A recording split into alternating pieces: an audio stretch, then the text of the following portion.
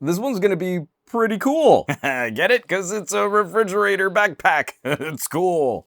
Hey there, this episode of Some Gadget Guy is brought to you by you. All of the people sharing content across social media and the generosity of my patrons at patreon.com/SomeGadgetGuy. More info on those awesome nerds later in the video. I'm so stoked for this one, but I really wanted to shoot outdoors, show this like in its natural environment, but it is so hot. I get it, that's kind of the purpose of a gadget like this. I should be trying to show you in the heat. I had so many problems like setting up cameras and watching them overheat. We're just gonna have to do this in the gadget lab. The folks at Litheli sent this my way to test drive, share some thoughts. This is the Frozen Pack. It's a 16-liter cooler with a built-in compressor which can bring the internal temperature down to -20 degrees Celsius, which is about -4 degrees in freedom units. And this pack can be powered in 3 different ways. Either through a car's vehicle accessory port, you can buy an optional AC adapter, or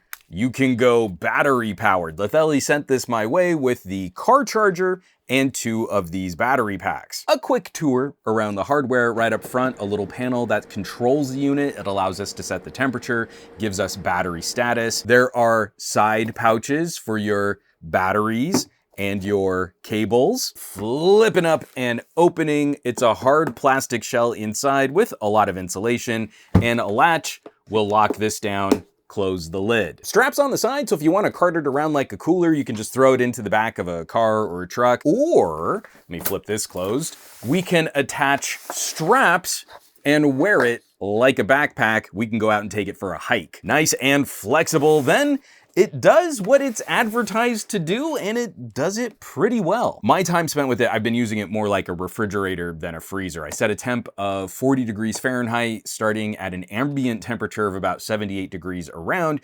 It reached that fridge temp in roughly 15 minutes. Litheli says the pack is well insulated enough to keep things cool internally for up to 4 hours. And of course, that's a sliding metric on how cold you might need stuff to stay and how hot the area is around you. Things probably won't stay frozen for a full 4 hours, especially if the pack is outside in summer conditions. Turning it off in our home from 40 degrees, it was back up to about 60 degrees after 2 hours, which is pretty good. It was still noticeably cooler than room temperature. Now, this is my first test drive of a battery-powered portable fridge, and I love how these power packs are implemented. These are 20,000 milliamp hour batteries, and each can run the Frozen Pack for up to 6 hours on a charge. That up to 6 hours is important. The hotter it is outside, the faster these are gonna run down. I took it out last week. It was almost 100 degrees Fahrenheit, and keeping the fridge set at 40 degrees,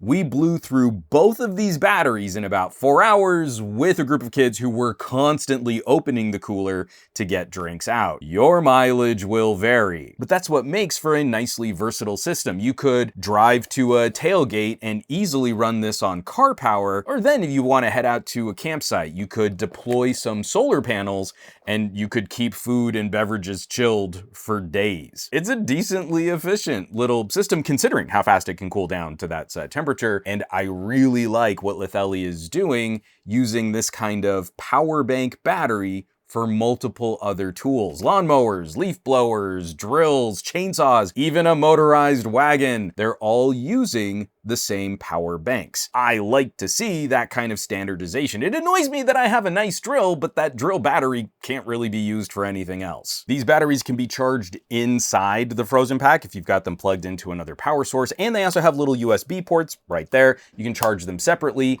and the USB port can put out power, so you can use these to top off your phones, tablets, laptops. Really handy all the way around. It's nice having an extra lump of battery. Now, as a cooler, the pack has plenty of space internally for food and drinks. I love all the little diagrams on websites, you know, that perfect Tetris demonstration. It's like 10 sodas and 9 beers. The internal is a little asymmetrical because of the compressor shape, but really it's just a good medium-sized cooler. It's gonna be cake packing food and drinks for 3 or 4 people at a clip. Now, you might want to pack items more with bags than herder containers. Like, we got some Costco turkey rolls in that flat. That container had to be sort of wedged in diagonally. Overall, the design is a little tall. You can see I'm kind of struggling, like, do I stand or do I sit to shoot this video? It's a bit big for covering here in my tiny little home office, but with this weight and the compressor, it's just a little bottom heavy, which is good because we don't want this to tip over. Litheli says it's rated to be tipped up to about 30 degrees and it'll still function, but if it ends up completely on a side or upside down, you're probably gonna need to let it settle for a day before you try to use it again. I love the flexibility of stuff like this too. We've got handles, we've got grips, we've got straps, we've got plugs, we've got places to put little nooks and crannies all over it. And the strap system works pretty well. We've got good padding on the shoulder straps. We've got an attachable lower waist pad. I think it's a little low, but we don't want to block the fans on the compressor. And we want to spread the weight of this out, not just have it hit your shoulders, but put some weight on your waist too. Overall, I'm not sure I'd want to take this on marathon hikes, but it's a great solution for carting food to a park. Or maybe you want to hike a couple miles to a campsite, but I'm not sure I'd want to take it much farther than that. I think the system is a bit heavy for all the tech inside, but it's honestly not as bad as I was expecting. Our previous travel solution was a less well-insulated soft cooler and a whole stack of reusable frozen blocks. Each block about half a pound. The soft cooler obviously weighed less and was significantly less expensive, but we had to use more internal space for cold blocks, and then we'd have to find a way to refreeze those blocks if we were out traveling. When we're driving around, now we can just plug into car power, and we only have to worry about battery power in a pinch.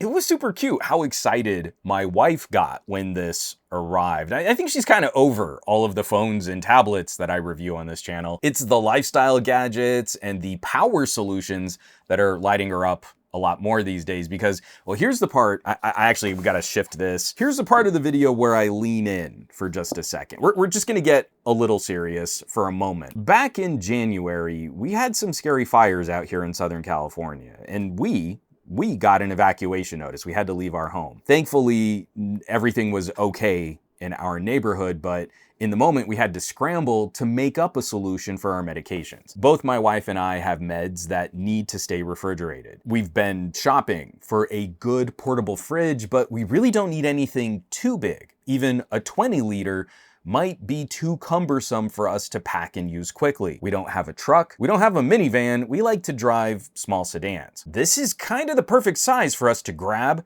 throw in a car, pack up our meds, maybe a little food, some water, and then hit the road fast. And also, while we're on the drive, we've got power backups for our phones and laptops in a pinch too. Now, I don't think this is gonna be a huge deal, not like a purchasing recommendation for someone who might be in a similar situation, but there is a small concern about using this for something like medications. During the cooling cycle, the walls of the pack can drop below freezing, and you do not want medications to freeze. So I think it would be a very good idea if you're using this for that kind of situation. You're just trying to do something to separate your medications from the sides of the cooler. But once it's at its operational temperature, it's such a nice peace of mind solution for an emergency. I've written some blog posts about it and shared some production diaries on the Patreon. I have been a little keyed up on this since January. That was a really scary time for us. But it makes these reviews even more satisfying when we find these kinds of options that are great at work,